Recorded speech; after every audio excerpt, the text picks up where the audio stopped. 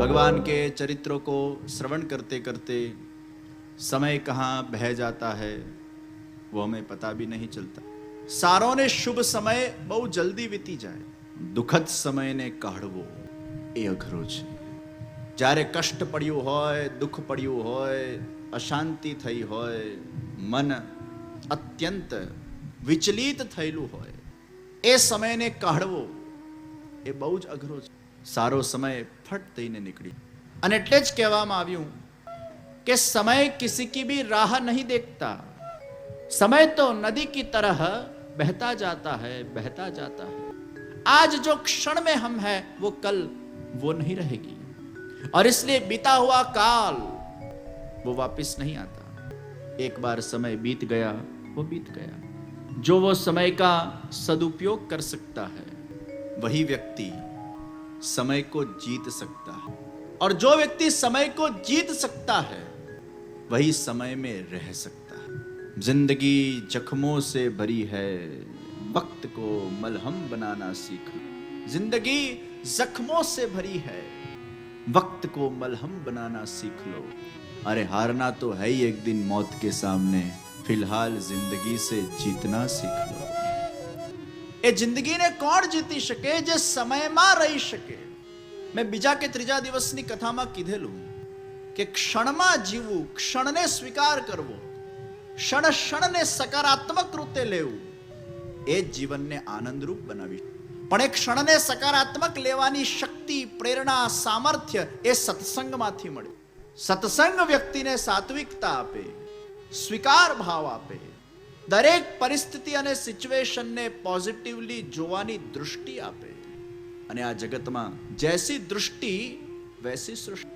There are three kinds of realities: external reality, internal reality and transcendental reality. External reality એટલે જે બહારથી આપણને દેખાય છે અને જે આપણે અનુભવીએ. ઇન્ટરનલ રિયાલિટી જે આપણો પોતાનો મૂળ સ્વભાવ છે. અને ટ્રાન્સકેન્ડેન્ટલ રિયાલિટી જે જ્ઞાનથી વ્યક્તિને પ્રાપ્ત થાય. વિવેક બુદ્ધિ જ્યારે પ્રગટ થાય, શું સારું, શું ખોટું, શું સાચું, શું ખોટું, એનું જ્યારે જ્ઞાન થાય અને એ બુદ્ધિથી જ્યારે વ્યક્તિ પોતાને દૃષ્ટિ પ્રદાન કરે. External reality.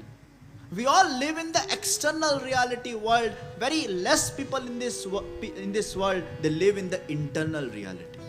બહુ જ ઊંડાણપૂર્વકના ચિંતનથી અગર વિચાર કરીશું, 24 કલાકમાં આપણે આપણા મૂળ સ્વભાવથી જીવતા નથી.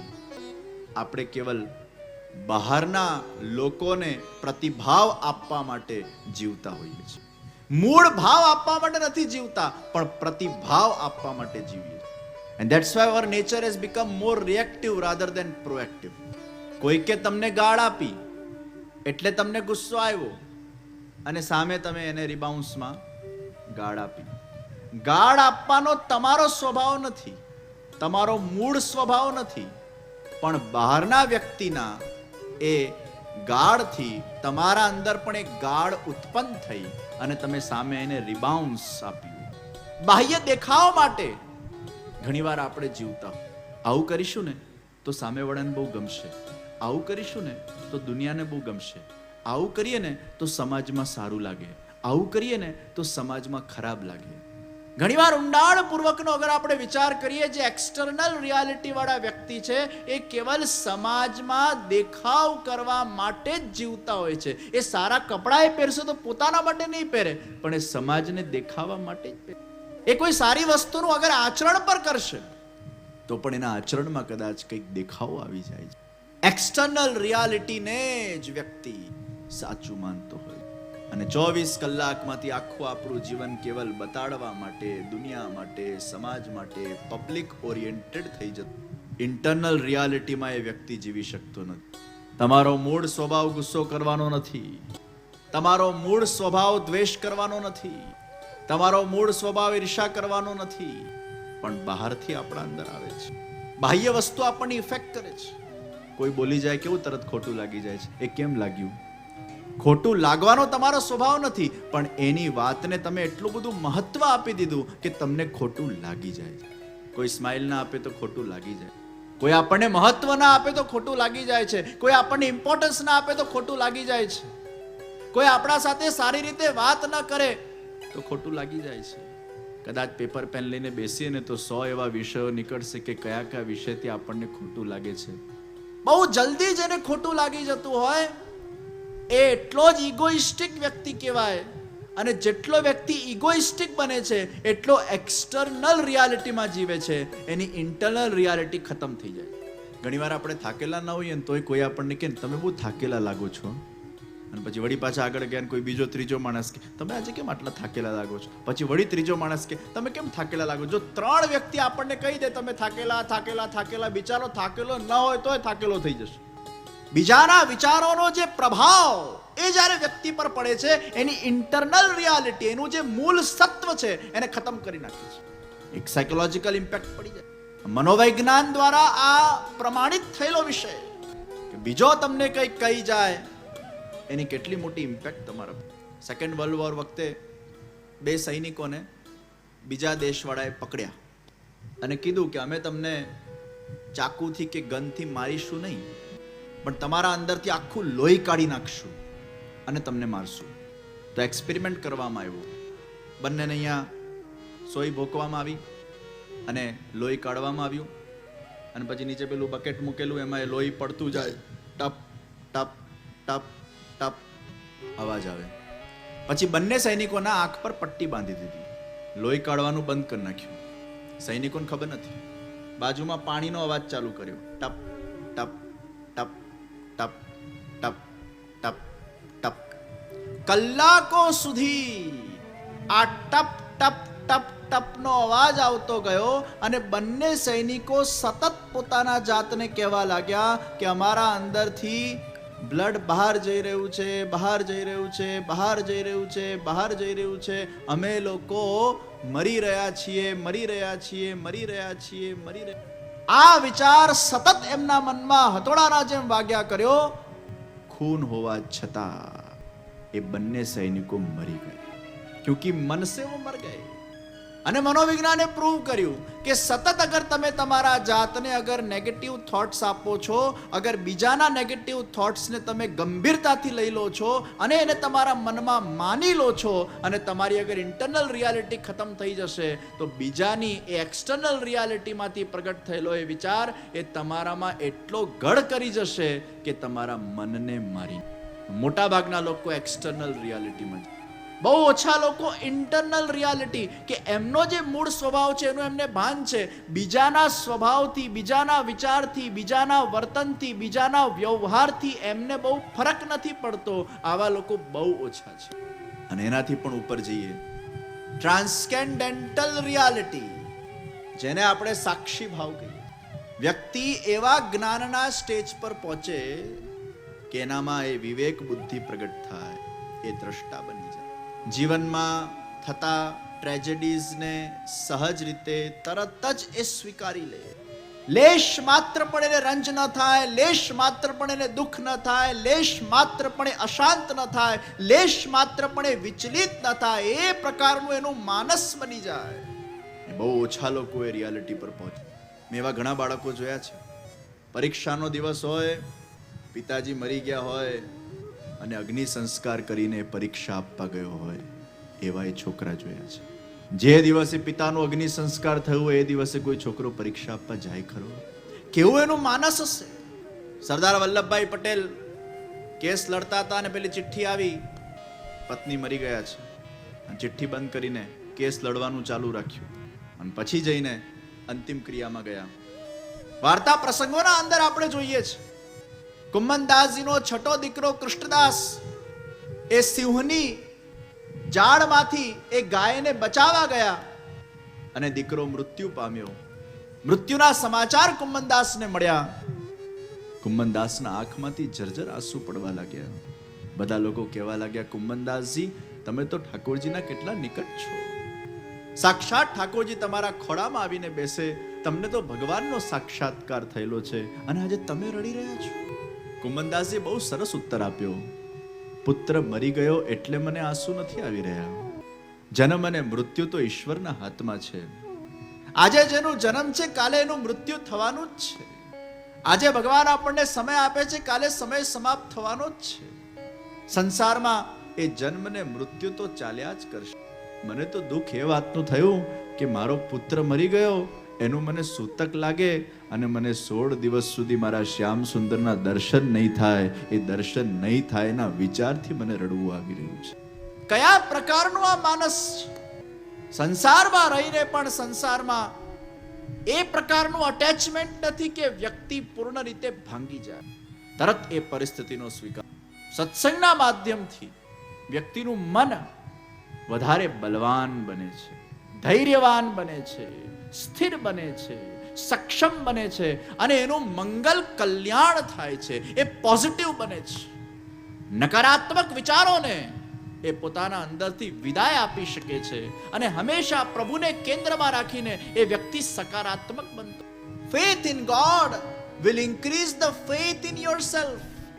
અને એટલે જ પૂર્ણાહુતિને શું કહેવાયું? મંગલ પૂર્ણાહુતિ. આ પૂર્ણાહુતિ મંગલ ક્યારે બને? મંગલ શબ્દ સંસ્કૃતમાં મગી ગતૌ ધાતુથી બન્યો છે. મગી ગતૌ ધાતુ એટલે જેમાં ગતિશીલતા છે. મંગલ કોણે થયું કહેવાય? જ્યારે તમારા જીવનમાં ગતિ આવે, જ્યારે તમારા જીવનમાં ઉત્સાહ આવે, જ્યારે તમે આગળ વધતા રહો, આગળ વધતા રહો, આગળ વધતા રહો. પડો તો પણ આગળ વધો, પડો તો પણ આગળ વધો. પીછે મુડકર જો દેખતા નહીં, જો હંમેશા આગે बढ़ता जाए, आगे बढ़ता जाए, आगे बढ़ता जाए, उसके जीवन में मंगल होता. જ્યાં તમે રોકાયા, જ્યાં તમે અટક્યા, જ્યાં તમે ઢીલા પડ્યા, જ્યાં તમે બેસી ગયા, જ્યાં તમે ઠોકર ખાઈને પડીને પાછા ઉઠવાની વૃત્તિ નથી રાખતા, એ અમંગલ છે. મંગલ એને કહેવાય હંમેશા આગળ વધતો જાય. અને એ મંગલ રૂપ પરમાત્મા જ્યારે એના જીવનના અંદર પધારે. મંગલ કોણ છે? પરમાત્મા એ મંગલ છે. ભગવાનની કથા એ મંગલ છે, ભગવાનની સેવા એ મંગલ છે, ભગવાનનું સત્સંગ એ મંગલ છે. એટલે મંગલ આચરણ, એ મંગલ આચરણમાં આપણે ઠાકોરજીનું નામસ્મરણ કરીએ છીએ. ભગવાનના એ સ્વરૂપનું ધ્યાન, ભગવાનના એ લીલાનું ધ્યાન, ભગવાનના એ ગુણોનું ધ્યાન, એ ભગવાનને આપણા આચરણમાં આપણે લાવીએ છીએ, આપણા જીવનમાં આપણે પધરાવીએ છીએ. હે પ્રભુ, તું મારા સાથે છે તો આ દુનિયાની કોઈ પણ તાકાત મને આગળ વધવાથી રોકી શકતી નથી. મંગલ રૂપ ભગવાન એના જીવનમાં આવે તો મગી ગતૌ ધાતુ, ગતિશીલતા એના જીવનમાં. એ થાકેલું, પાકેલું, હારેલું મન હંમેશા આગળ વધતો જાય.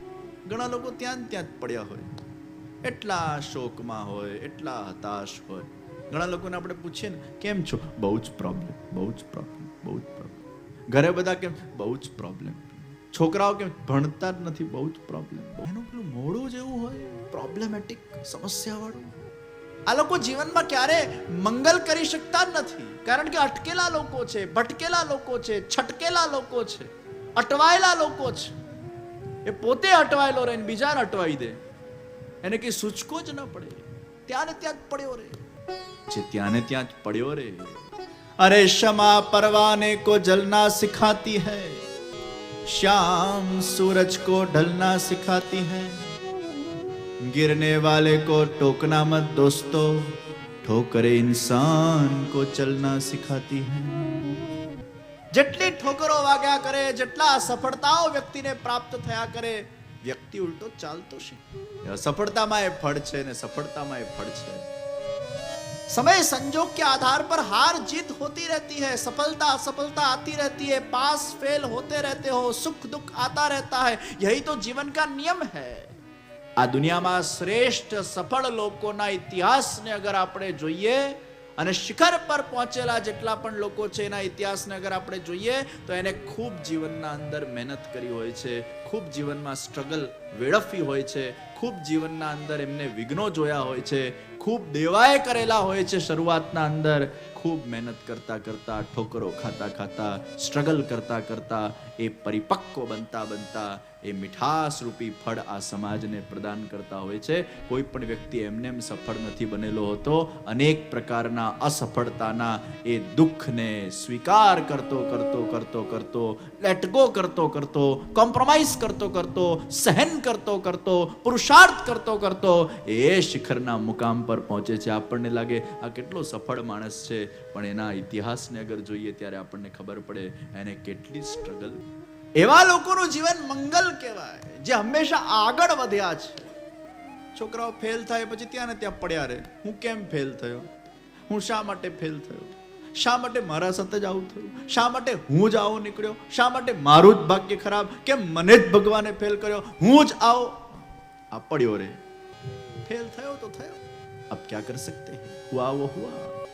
એવા ઘણા લોકો છે જે ફેલ થઈને પણ જીવનમાં પાસ થયા છે. પરીક્ષામાં ફેલ થયા હોય પણ જીવનમાં પાસ થયા હોય.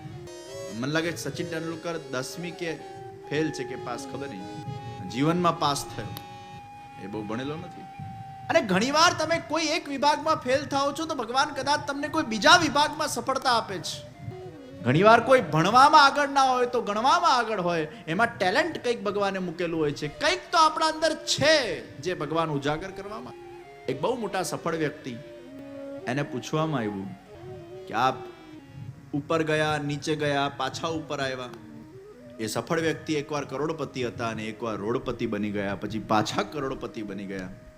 મીડિયા વાળાઓએ પૂછ્યું કે આપ કરોડપતિમાંથી જ્યારે રોડપતિ બન્યા ત્યારે આપના મનના વિચારો કયા? અને બહુ સરસ વાત કરી કે મારા જીવનમાં મને સમય સંજોગના આધાર પર અસફળતા મળી, પણ મેં મારા જાતને ક્યારે પણ અસફળ માની નથી. અસફળતા મળવી એક અલગ વાત છે, પણ પોતાને અસફળ માનવું, મેં અસફળ નહીં હું, समय संजोग मुझे असफलता दे रहे हैं, मैं सफल हूं. जिसके जीवन में भगवान है, मंगल है, उसका कल्याण होता है. और कल्याण यानी कल्य शब्द संस्कृतना अंदर नवी ताजगी, नवो प्रभात, नया सवेरा, ये कल्याण है. તમારા જીવનમાં એક નવી રોનક આવે, એક નવી ઉર્જા આવે, એક નવું તેજ. એટલે જ કથા સત્સંગ મંગલ કલ્યાણ કરે છે. તમને આગળ વધવાની પ્રેરણા આવે, જે થયું છે એને સ્વીકારીને, કંઈક શીખીને. હરેક દિન હમારે લીએ એક નયા દિન है, હરેક ક્ષણ वो नहीं है, हम बीती हुई क्षणों को वापस. અને એટલે જાગીએ ને એટલે સૌથી પહેલા ભગવાનનો આભાર માનવો. ભગવાન, તે મને આ દિવસ જોવા માટે આપ્યો, તારો હું શુક્રમંદ છું. નહીં તો કોણ જાણે આપણે ઊંઘતા જ પહોંચી ગયા હોત તો. અમારા વર્ષો જૂના શાસ્ત્રીજી ઉદયનભાઈ અમારા સાથે હમણાં જ વ્રજમાં આવ્યા, એકદમ ફિટ હતા, 2-4 વાર બાયપાસ કરાવેલું, ઠીક છે. અને મારું સાતમ આઠમ નોમનો કાર્યક્રમ વ્રજમાં હોય 3 દિવસ. સાતમે મારા સાથે યજ્ઞ કર્યું, રાત્રે ઊંઘી ગયા, સવારે 4 વાગે ઊંઘમાં જ પહોંચી.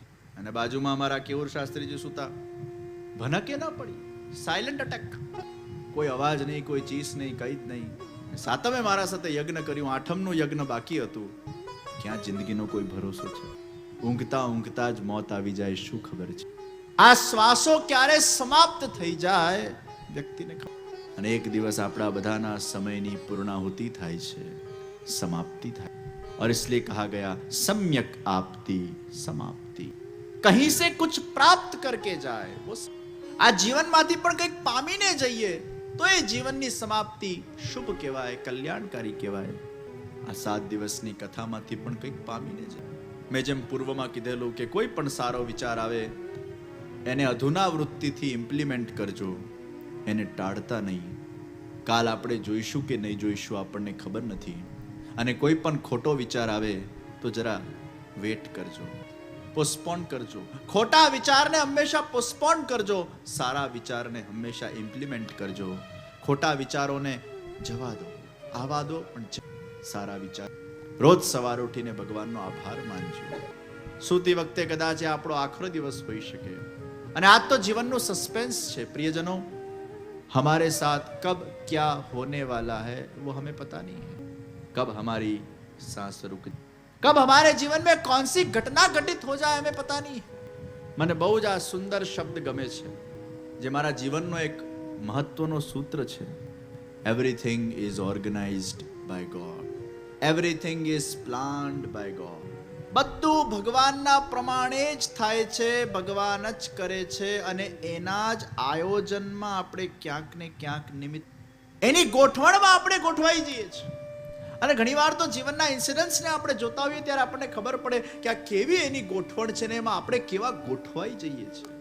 છેલ્લે એનું ધાર્યું જ થાય છે, આપણું ધાર્યું નથી થતું. ભક્તિ માર્ગમાં એવું કહેવાય, એવરીથિંગ ઇઝ ડેસ્ટાઇન, એવરીથિંગ ઇઝ ડેસ્ટાઇન. આપણા બધાની રીલ ઉતરી ગઈ છે ભાઈ. બધાની પિક્ચર ઉતરી ગઈ. પિક્ચર જોવા તમે જાઓ અને પ્રીમિયર શો હોય તો એમાં કદાચ પેલો હીરો આમ મરવા પડ્યો હોય અને તમારા બાજુમાં ડાયરેક્ટર બેઠો હોય અને તમે આમ ભગવાનને પ્રાર્થના કરતા હો, ભગવાન પ્લીઝ આ હીરોને બચાવી લેજે. અને પછી બાજુમાં બેઠો પેલો ડિરેક્ટર વિચાર કરે આ તો મરી ગયો છે પિક્ચરમાં હીરો, હવે તો કેટલીય પ્રાર્થના કર કશું થવાનું નથી. ये फिल्म इसकी उतर गई है, इसको मौत मिल गई है, पिक्चराइज हो गया है, मैं डायरेक्टर हूं, मैं जानता हूं, अब इसको कोई बचा नहीं सकता है. હવે તું કેટલીય પ્રાર્થના કરને તારા સંતોષ માટે ભલે પ્રાર્થના કર, પણ આનું મોત લખેલું છે તો મોત આવશે આવશે ને આવશે. જે ઘડીએ જે થવાનું હોય છે થઈને જ રહે છે. તમે પછી કેટલાય પાઠ કરો, કેટલાય મંત્ર કરો, કેટલાય અનુષ્ઠાન કરો, જો હોને વાલા है होकर ही रहेगा. तो फिर एक प्रश्न होता है कि जो होने वाला है वो होकर ही रहता है, तो फिर मंत्र क्यों करने, पाठ क्यों करने, यज्ञ क्यों करने, मानताएं क्यों लेनी, फिर जरूरत क्या है? तो એમાં કહેવામાં આવ્યું કે સૌથી પહેલા આપણે મંત્ર પાઠ અનુષ્ઠાન આપણા મનને સાંત્વન, એક હોપ જાગૃત થાય, તત્પૂરતો આપણું મન શાંત બને છે. મેં આટલા મંત્ર કર્યા ને એટલે ચોક્કસ આને સારું થઈ જશે, મેં આટલા અનુષ્ઠાન કર્યા ને ચોક્કસ આને સારું થઈ જશે. એક હોપ જાગે છે. સારું થવાનું કે નથી થવાનું એ પહેલાથી સુનિશ્ચિત છે. અને ઘણીવાર તમારી આસ્થાને ભગવાન વધારવા માટે તમને કોઈક મંત્રનું સાધન આપે, કોઈક મંત્રના અનુષ્ઠાન કરાવે, કોઈક સદગુરુની કૃપા તમને આપે, કોઈકના આશીર્વાદ આપે, કોઈક વાર કોઈકની પધરામણી તમારા ઘેર થઈ હોય અને તરત તમને કંઈક સારું થઈ જાય. આ બધા જે સર્કમસ્ટેન્સીસ ડેવલપ થાય છે, ઘણીવાર કોઈકના માટે તમારા મનમાં આસ્થાને વધારવા માટે ભગવાન એવી લીલા કરે કે કોઈ એક વ્યક્તિને તમારા જીવનમાં એક ગુડ લક તરીકે નિમિત્ત બનાવીને મોકલી દે. તમને એવું લાગે છે કે આ વ્યક્તિના કારણે આવું થયું, ના, એ થવાનું જ હતું એટલે વ્યક્તિ તારા જીવનમાં આવ્યો. 56મા વર્ષે ભગવાન તમને બહુ જ મોટી સફળતા આપવા માંગતા હોય તો 54મા વર્ષે ભગવાન કંઈક તમારા દ્વારા કંઈક ભક્તિનું અનુષ્ઠાન કરાવે, કોઈ યાત્રા કરાવે, કોઈ ગુરુના તમને આશીર્વાદ અપાવડાવે અને એમ કરતા કરતા કરતા કરતા 56મા વર્ષે તમને સફળતા મળે. એ મળવાની હતી એટલે જ 54મા વર્ષે ભગવાને કોઈ આધ્યાત્મિક વ્યક્તિ સાથે તમારું જોડાણ કરાવડાવ્યું અને એ આધ્યાત્મિક વ્યક્તિ થકી ભગવાન તમારો ઉદ્ધાર કરવા માંગે છે. એટલે એ વ્યક્તિ સાથેનું જોડાણ તમારું કરાવવા માટે એ વ્યક્તિને નિમિત્ત બનાવીને ભગવાન તમને સફળતા આપે છે. એટલે જ ભગવાન જ્યારે કૃપા કરે ત્યારે સાધનને વચ્ચે મૂકીને એ સાધન પ્રતિ તમારી રુચિને વધારે છે, જેથી કરીને એ સાધન વડે તમે સાધ્યને અને સિદ્ધિને પામી શકો. યહી તો ભગવાનની ગોઠ. ઘણીવાર એવું એ બનતું હોય ભગવાન કે ના રોંગ નંબર લાગી ગયો છે.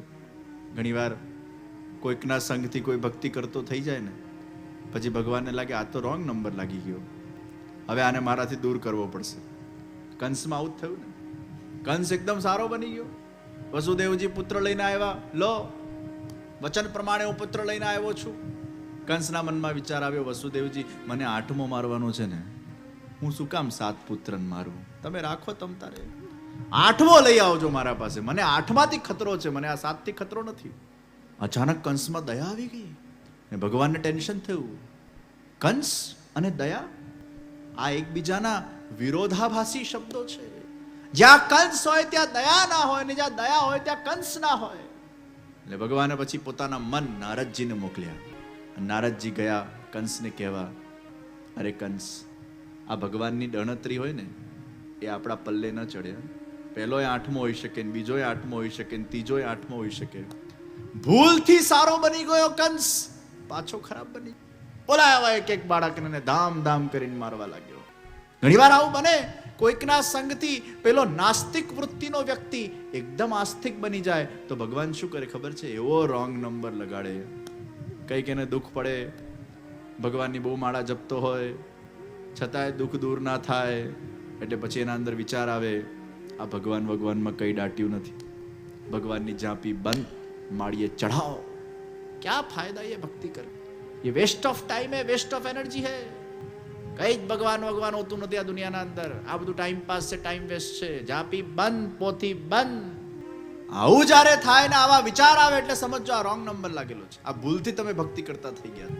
એટલે એવા લોકોને ભગવાન પહેલાથી ફિલ્ટર કરી નાખે. એવા લોકોને ભક્તિ કર્યા પછી પણ સફળતા નથી આપતા ને એમાં એવા વિચારો આપે કે ભગવાનથી દૂર થઈ જાય. પણ જેનામાં ભગવાન આસ્થાને વધારવા માંગે છે એને ભક્તિ કરવાના ફલ સ્વરૂપે અગર ભગવાન કષ્ટ પણ આપશે તો પણ એના મનમાં એક જ વિચાર આવશે, ये तो मेरे प्रभु मेरी कसौटी ले रहे हैं, ये तो मेरे प्रभु मेरी परीक्षा. એને જેટલું દુઃખ મળતું જશે એટલો ભગવાનથી નજીક જતો જશે. એને જેટલું સંસારના અંદર હેરાનગતિ મળતી જશે, ભગવાનના વધારે નજીક જતો જશે. એના મનમાં એવું થશે કે આ સંસારમાં શું દાટ્યું છે, આ સંસારમાં તો દુઃખ દુઃખ ને દુઃખ જ છે, સુખ તો કેવલ છે એ શાશ્વતને હું ભજ, શાશ્વતના નજીક રહું. સંસારમાં આજે નહીં તો કાલે મને પેન જ મળવાનું છે, આવા વિચારના અંદર ઉદ્ભવશે. આ પણ ઈશ્વરની જ. તો ઘણીવાર ભગવાન મંત્ર અનુષ્ઠાન કરાવીને તમારા પર કૃપા કરે, કોઈ ગુરુના આશીર્વાદથી તમારા પર કૃપા કરે. પણ એક વસ્તુ નક્કી છે, અગર તમને સંજોગ અનુસાર કોઈ ગુરુ મળે, કોઈ સત્સંગી મળે, કોઈ સદભગવદીય મળે, કોઈ સદગ્રંથ મળે, કોઈ આવું સુંદર કથાનું આયોજન મળે, તો સમજી જજો આ ભગવાનની બહુ મોટી કૃપા છે. હવે ભગવાન તમારો ઉદ્ધાર કરવા માંગે છે, એટલે જ તમને આ સાધનોમાં રુચિ. નહીં તો ભગવાન તમારું પતન કરવા માંગતા હોય ને તમને દુસ્સંગ આપે. અને ઘણીવાર અમુક એવા જીવો હોય છે કે દુસ્સંગ હોય છે તોય દુસ્સંગ એમને લાગતું નથી, અને પોતાના સંગથી એ દુસ્સંગીને પણ સત્સંગી બનાવે.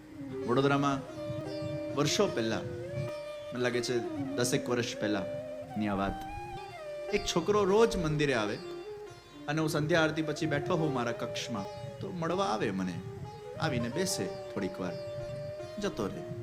હું બહુ એના પરિચિત નહીં, પણ રોજ આવે, નિત્ય નિયમ, 10, 20, 15, 20 દિવસ, 30 દિવસ. અને એ વખતે તો વડોદરા વધારે રહેતો, હવે તો મારું પ્રવાસ 9 મહિના પરિભ્રમણ ચાલતું હોય, સમય બહુ ઓછો મળતો હોય. મને ઘણા લોકો પૂછ્યા બરોડા કેટલું રોકાતા હો, એટલે હું કહેતો હોઉં કે ભાઈ વર્ષમાં હાર્ડલી કાઉન્ટ કરીને 2 કે 3 મહિના બરોડા રોકાતો હોઈશ. એ 4 દાડા પાછા 4 દાડા બહાર, પાછા 4 દાડા પાછા બહાર, એમ કરતા કરતા પુષ્કળ પ્રવાસ રહે. તે વખતે ધાર્યું બરોડામાં રહેતો, રોજ આવે. હવે રોજ તમને કોઈ વ્યક્તિ મળ્યા કરે સામ સામે, સ્વાભાવિક છે કે પછી ધીરે ધીરે તમે વાતચીત કરો, રોજ આવીને બેસતો, પછી વાતચીત નાની મોટી થતી. અને એ પાછો બહુ ટાઈમ રોકાય નહીં, 5 મિનિટ 10 મિનિટ આવીને જતો રહે. પછી એક દિવસ આવ્યો કે જે મને આપ ઠાકોરજી પુષ્ટ કરીને પધરાવો.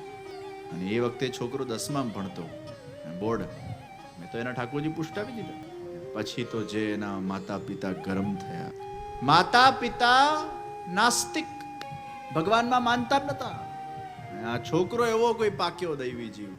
એના પપ્પા મારા પાસે આવ્યા, મને કે આ છોકરો મારો ભગતડો બની જશે, આ ભણશે ક્યારે, આમ છે તેમ છે. હું તો ભગવાનમાં માનતો જ નથી, મારી પત્ની પણ કંઈ ખાસ માનતી નથી. આ કોણ જાણે એવો ભગતડો અમારે ત્યાં જન્મ્યો છે, ભગવાન ભગવાન જ કર્યા કરે છે આખો દિવસ. આપ આ ઠાકોરજી પાછા પધરાવી દો.